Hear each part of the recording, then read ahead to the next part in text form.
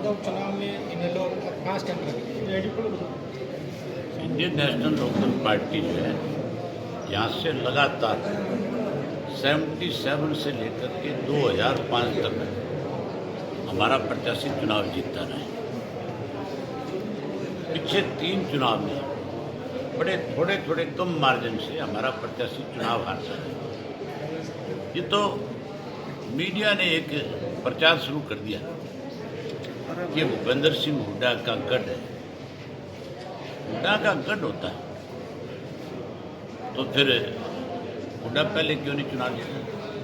2005 में तो हुड्डा की बहुत बड़ी लहर थी, तो बड़ा नारा दिया था चौधर का।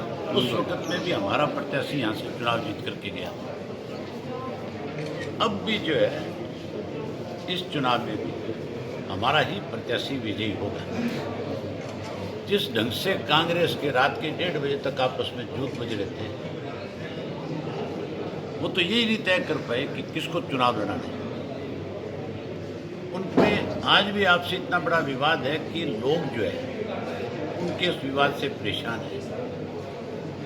भारतीय जनता पार्टी ने ऐसे काले कानून थोप रखे हैं कि लोगों के बीच में जाने से पहले मान के चलो उनको पूरे जिले की फोर्स लगानी पड़ती है।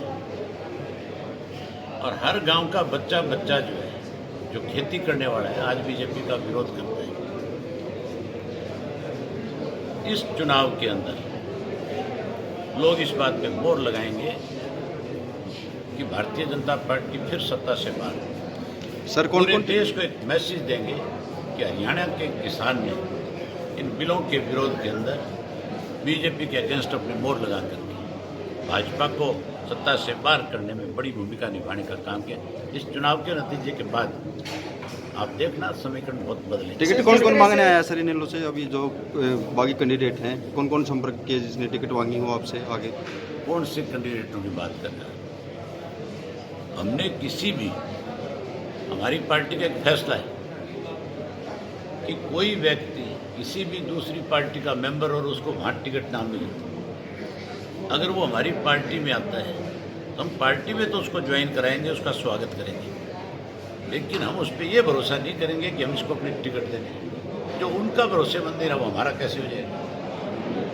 पहले पार्टी में निष्ठा के साथ 5 साल काम करें, फिर कोई टिकट के लिए अप्लाई करें, फिर हम सोचेंगे।